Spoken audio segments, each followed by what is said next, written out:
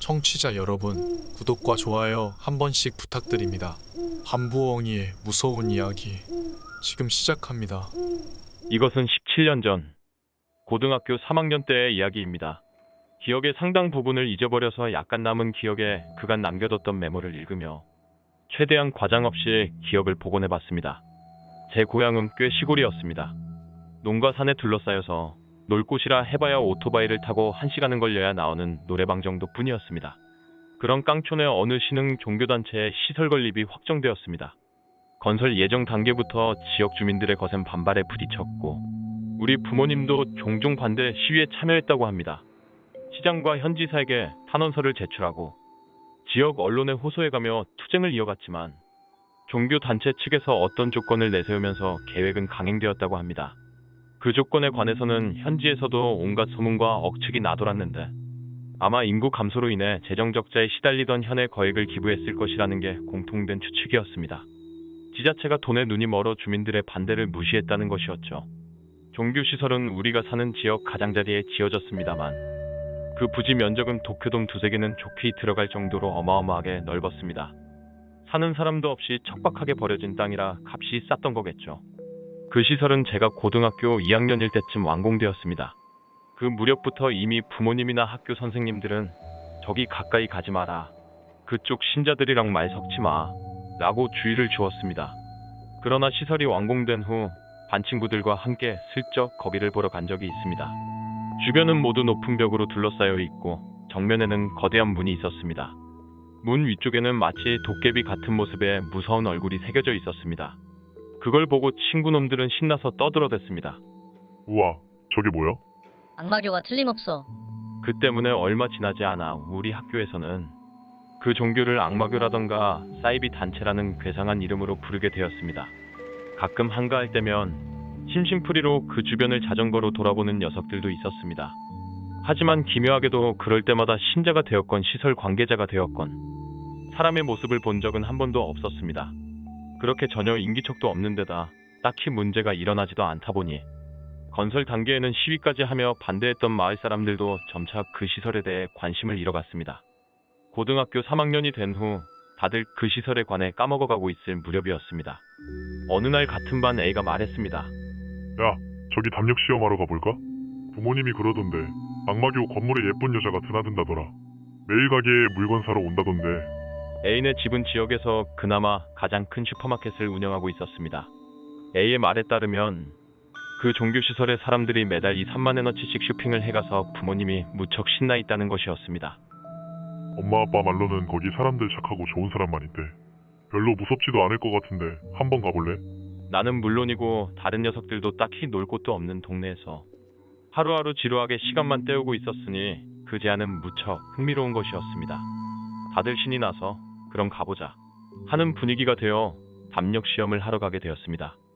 멤버는 나랑 같은 반이던 A, B, C, D 4명과 후배였던 E와 F까지 남자만 7명이었습니다. 고등학교 3학년쯤 되면 몸도 다 크고 세상에 무서울 게 없었습니다. 게다가 7명씩이나 있으니 별로 무섭지도 않겠구나라는 생각이 들었습니다. 다들 가벼운 마음으로 놀러가는 기분이었습니다. 집합 장소는 시설 근처에 있는 문 닫은 우체국. 도착할 무렵에는 이미 A, B, C와 E는 도착해 있었습니다. 하지만 그로부터 30분이 지나도록 D와 F가 오지를 않아 결국 우리는 5명이서 출발하게 되었습니다. 시설 근처에 자전거를 세워두고 걸어서 문 앞으로 갔습니다. 우와, 역시 한밤중에는 무섭네. 랜턴 하나 더 갖고 오길 잘했다. 잡담을 나누며 문 앞에 섭니다. 거대한 문 앞에 서자 문에서 한참 떨어진 시설 안에 건물 한 곳에 불이 켜진 게 보였습니다. 우와, 신자들은 아직도 안 자나 봐. 악마 소환하고 있는 거 아니냐? 다들 낄낄거리며 농담을 건네고 있는 와중에 이거 벽으로 다 막혀 있는데 이래서는 안에 못 들어가잖아. 내가 다 알아놨지. 옆으로 돌아가면 작은 문이 있어서 거기로 들어갈 수 있어. 우리는 벽을 따라 코너를 돌아 걸어갔습니다. 얼마 지나지 않아 벽에 작은 문이 있는 것을 찾을 수 있었습니다. A가 손으로 문을 밀자 안으로 문이 열렸습니다. 사람 한 명 겨우 지나갈 정도 크기의 문으로 5명이 차례로 걸어 들어갔습니다. 그 후엔 랜턴을 켰다 껐다 하면서 건물 앞 공터를 빙빙 돌았습니다. 야, 아무것도 없잖아. 건물 가까이 가면 위험할까? 작은 목소리로 속삭이다가 아무것도 없어서 너무 시시한 나머지 시설 안쪽으로 가보기로 했습니다. 부지 않은 정문에서 시설까지 100m 정도 아무것도 없는 공터였습니다. 그 앞으로는 큰 건물이 3개 늘어서 있었습니다. 잘 기억은 나지 않지만 괴상하듯한 디자인의 외관이었습니다. 시설 주변을 살금살금 걷고 있자니 건물과 건물 사이에 불이 켜진 깨끗한 화장실 건물이 보였습니다. 덩그러니 지어진 화장실 주변은 하얗고 깨끗한 콘크리트로 포장되어 있고 벤치까지 놓여 있었습니다. 난데없이 A가 말했습니다. 야, 좀 쉬자. 다른 아이들은 들키면 위험하잖아. 들키면 안 되니까 빨리 한 바퀴 돌고 가자. 라고 말했고 나 역시 들키면 경찰 부를지도 몰라.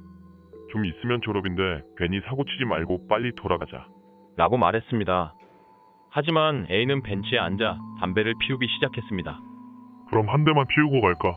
다들 그 자리에 앉아 담배를 피웠습니다. 그러자 A가 나 화장실 좀 갔다 올게. 라고 말하더니 그 화장실 안으로 들어갔습니다. 저 새끼 몰래 들어온 주제에 화장실 쓸 생각도 하냐. 똥 싸면 악마한테 저주받는 거 아니야? 라며 B와 C가 낄낄대며 담배를 피웠습니다. 잠시 뒤 A가 화장실 안에서 야, 좀 와봐. 여기 재밌는 거 있어. 라고 작은 목소리로 말을 걸었습니다. 몰래 안으로 들어가 보니 A는 이거 봐. 이게 뭐 같아 보이냐? 라며 화장실 개인실을 가리켰습니다. 화장실이잖아. 라고 대답하자 A는 문을 열어봐. 라고 말했습니다. B는 투덜대며 문을 열었습니다. 문을 열자 어째서인지 안에는 지하로 내려가는 계단이 있었습니다. A가 말했습니다. 이상하지? 이거? 다른 칸은 변기인데 여기만 계단이야? 우리는 그제야 이게 뭔가 이상하다는 걸 눈치챘습니다. 애시당초 A의 언행이 계속 수상했습니다. 갑자기 담력 시험을 제안한 것도 그렇고 옆에 있는 문을 알고 있었던 것, 화장실 문을 일부러 연 것까지. 나는 A에게 물었습니다. 너 설마 여기서 똥 싸려고 그랬냐? 아니, 뭐 그럴 수도 있지. 밑에 내려가 보지 않을래? A가 제안했습니다. 나는 당연히 거절했습니다. 너 임마 이상한 소리 하지 마. 빨리 나가자고. 여기서 꾸물거리면 무조건 들킨다. 그러자 A는 놀리듯 말했습니다. 잠깐 내려가 보는 것 뿐인데 뭐가 그리 무섭다고 그러냐? 하지만 내게는 그저 A가 나를 도발하려는 것으로 밖에는 들리지 않았습니다. 아래로 어떻게든 끌어들이려고요. B 역시 안 간다며 돌아가자고 말했지만 다른 두 사람은 A에게 동조하기 시작했습니다. 나와 B가 기겁하며 손사래를 치자 그럼 우선 셋이서 내려가 볼게. 너희는 여기서 기다려. 라고 말하고는 세 명이서 계단 밑으로 내려갔습니다. 나와 B는 화장실 안에서 기다렸습니다. 화장실 주변은 건물로 둘러싸여 있고 건물에는 창문도 잔뜩 있었기에 밖에 나갔다가는 들킬지도 모른다는 생각에서였습니다. B가 물었습니다. 야, 오늘 A 좀 이상하지 않냐? 그러게.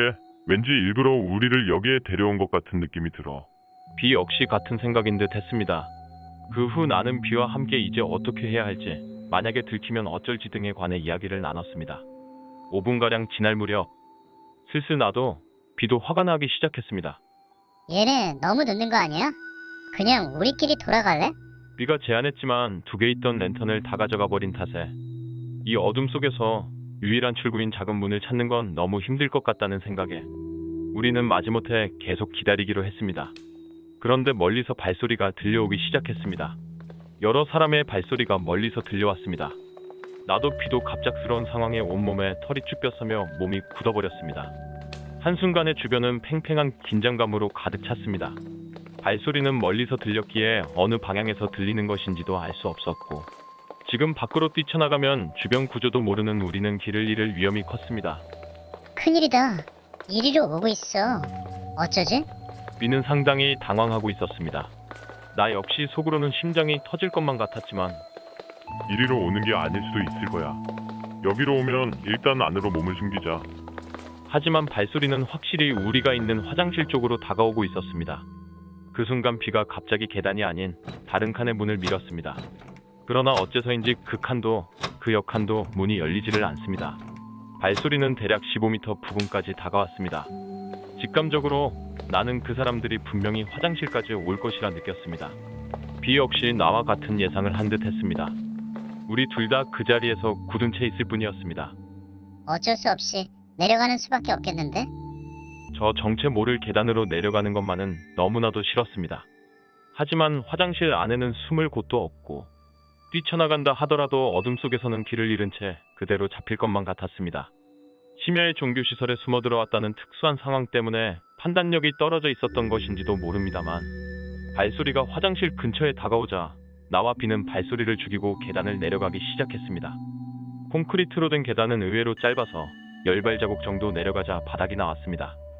칠흑 같은 어둠에 아무것도 보이지 않았지만 나보다 앞에서 걷던 비가 앞을 더듬더니 문을 찾아 열었습니다.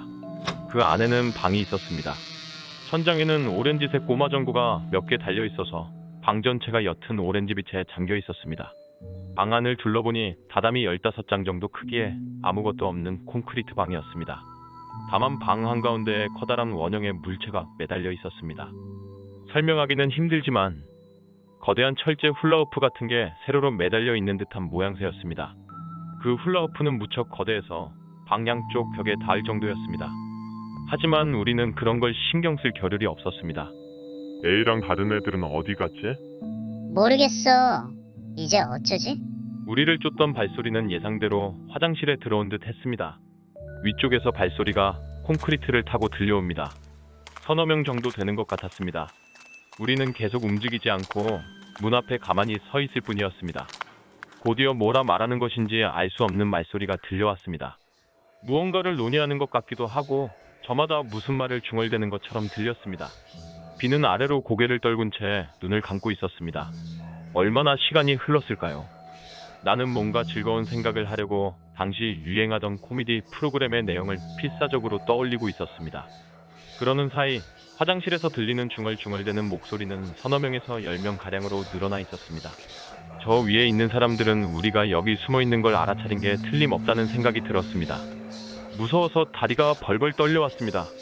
중얼중얼하고 들려오는 기분 나쁜 말소리에 정신을 잃을 것만 같았습니다. 그러다 갑자기 목소리가 뚝 그치더니 끼익하고 문이 2개 연속해서 열리는 소리가 들려왔습니다. 곧이어 다시금 끼익하는 소리가 들려옵니다. 그 소리가 화장실 칸을 열어보는 소리라는 걸 알아차리자 온몸에 소름이 끼쳤습니다. 애초에 다른 칸들에는 처음부터 사람들이 들어있던 건 아닐까. 비도 그 가능성을 알아차렸는지는 모르겠지만 아까는 분명 문이 잠겨 있었습니다. 그러니 밖에서 연 게 아니라 안에서 누군가 나온 것이라고 밖에는 생각할 수 없었습니다. 곧이어 계단을 내려오는 발소리가 들려오기 시작했습니다. 공포는 극에 달했고 인내심도 한계였습니다. 계단을 내려오는 데는 15초도 걸리지 않습니다. 나는 비의 팔을 꽉 잡았습니다. 발소리가 계단을 중간쯤 내려왔을 무렵 비가 비명을 내지르며 내 손을 뿌리치고 방 안쪽으로 달리기 시작했습니다. 그 순간이었습니다. 비가 그 둥근 고리 안을 향해 뛰어들어간 순간 비의 모습이 사라진 것이었습니다. 나는 망연자실할 수밖에 없었습니다. 눈앞에서 비가 사라지는 것을 보며 공포에 질려 머릿속이 새하얘져서 아무 생각도 할 수 없었습니다. 그저 멍하니 서 있을 뿐이었습니다. 차라리 밖에 있는 사람들에게 사과해야겠다는 생각이 머리를 가득 메웠습니다. 맘대로 들어와서 정말 죄송합니다.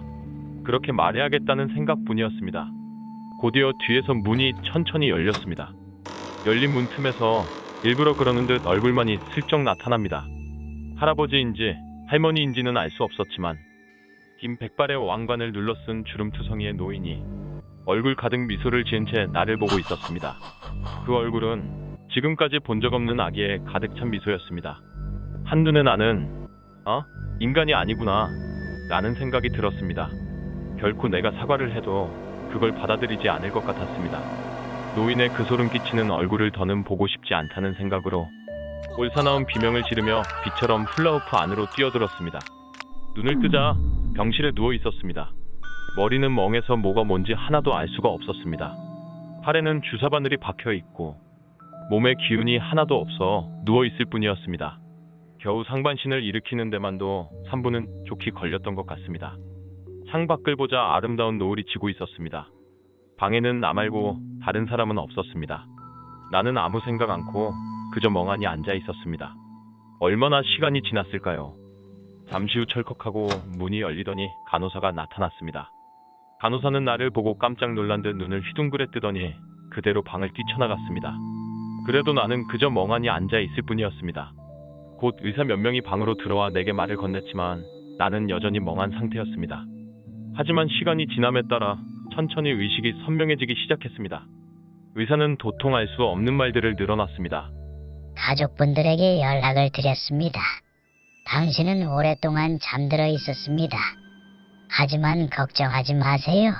이제 괜찮을 겁니다.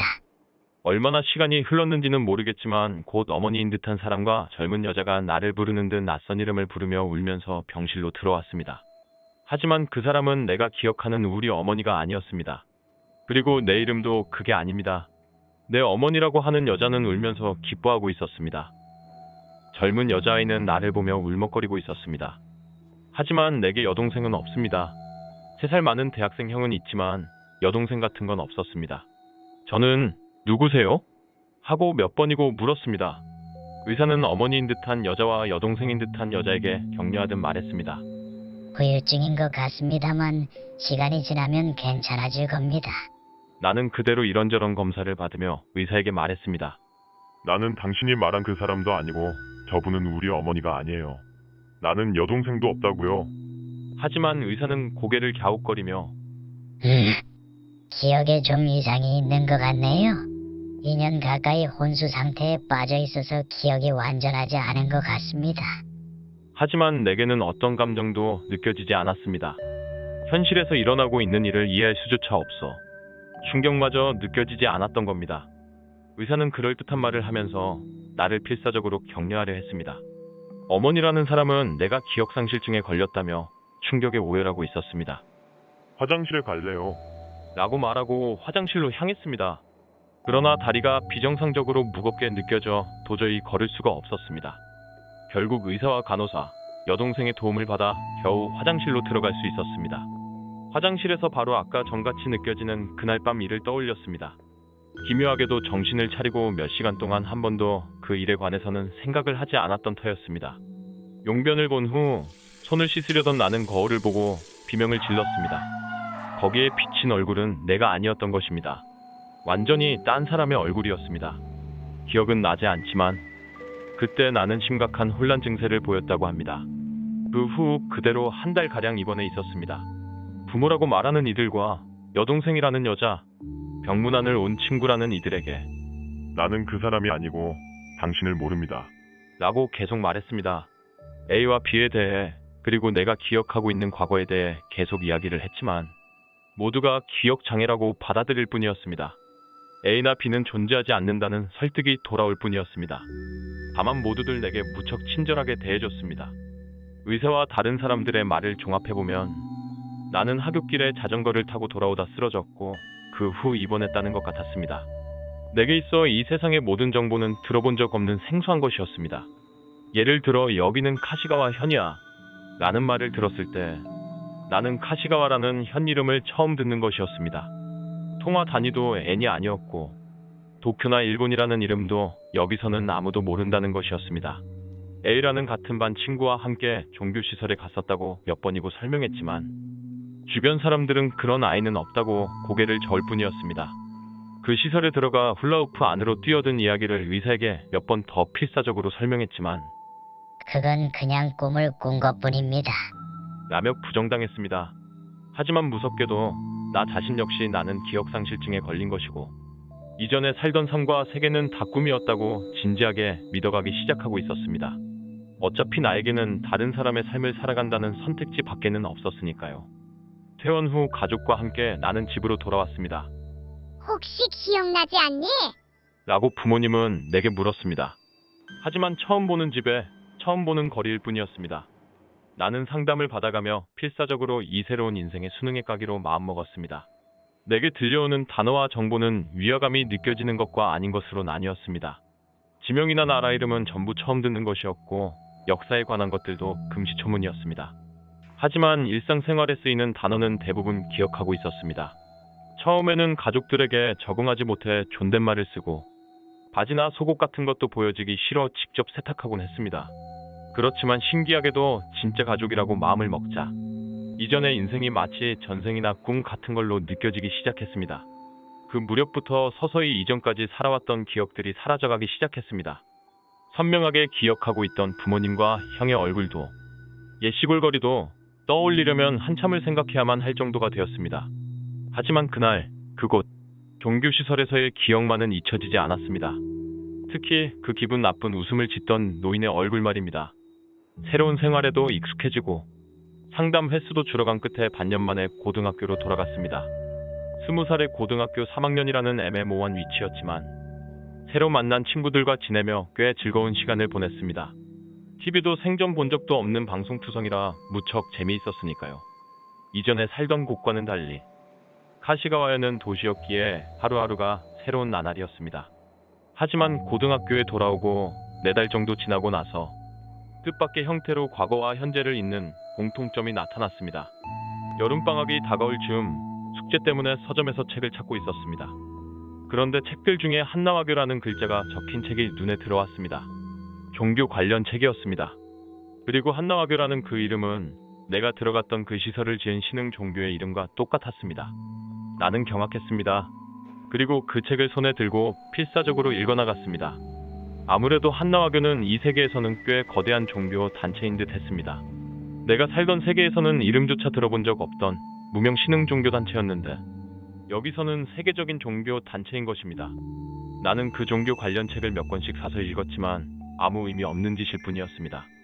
아무리 책을 읽는다 해도 현실은 바뀌지 않았습니다. 돌아갈 방법을 찾을 수 있는 것도 아니고 누군가에게 내 과거를 증명할 수 있는 것도 아니었습니다. 주변에 아무리 이야기를 해도 그건 무의식 중에 한나화교가 꿈에 나온 것뿐이야. 라는 대답만 돌아왔습니다. 내게 친절하게 대해주는 새가족과 친구들에게 걱정을 끼치고 싶지 않았습니다. 겨우 고등학교에 복학하고 사고의 그늘을 떨쳐낸 것처럼 보이는 나에게 주변 사람들이 걸고 있는 기대를 깨고 싶지 않았습니다. 결국 과거를 잊고 못 본 척하기로 결심하고 평범하게 인생을 살아왔습니다. 그때로부터 17년이 지난 지금 극히 평범한 회사원입니다. 그렇다면 왜 이제 와서 이런 이야기를 늘어놓는 것인지 의아하시겠지요. 지난달 우리 집에 편지 한 통이 날아왔습니다. 익명으로 쓰여진 편지의 내용은 다음과 같았습니다. 갑작스레 편지를 드리게 되어 죄송합니다. 당신은 아마 나를 잘 알고 있었을 겁니다. 당신을 찾는데 무척 오랜 시간과 노력이 들었어요. 당신의 이름을 알고 있습니다. 나중에 다시 한번 편지 드리겠습니다. 이 편지의 내용은 다른 누구에게도 말하지 마시길 바랍니다. 당신의 약혼자에게도요. 부탁드립니다. 나는 그 편지에 써진 이름을 보고도 아무 감정이 느껴지지 않았습니다. 편지를 보내온 사람에게 이상하게 나는 공포도 기대도 느끼지 않았습니다. 완전히 남의 일처럼만 생각되었던 겁니다. 그리고 그 사람은 지난주 2번째 편지를 보내왔습니다. 당신이 알고 있는 내 이름은 C입니다. 혹시 기억하고 있습니까? 아무래도 여기에는 나와 당신만이 있는 듯 합니다. 이달 25일 저녁 7시에 역 앞으로 꼭 와주셨으면 합니다. 당신에게 급히 전할 것이 있습니다. 꼭 혼자 와주시길. 내겐 C라는 이름을 봐도 그것이 누구인지 전혀 기억이 나지 않습니다. 하지만 나는 그를 만나러 갈 생각입니다. 어쩐지 만나야만 할 것 같습니다. 누가 거기에 서 있든 알아보지 못하겠지만 그날 밤의 일을 말하다 보면 누구인지 알 수 있겠지요. 기왕이면 비었으면 좋겠습니다. 다만 그와 만난 후 무슨 일이 일어날지 모르니 이렇게라도 모든 사실을 적어 남겨두려 합니다.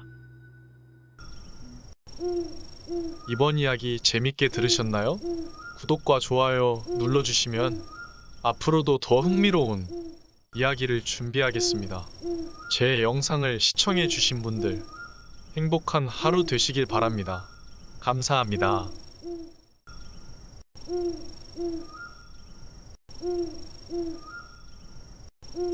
음.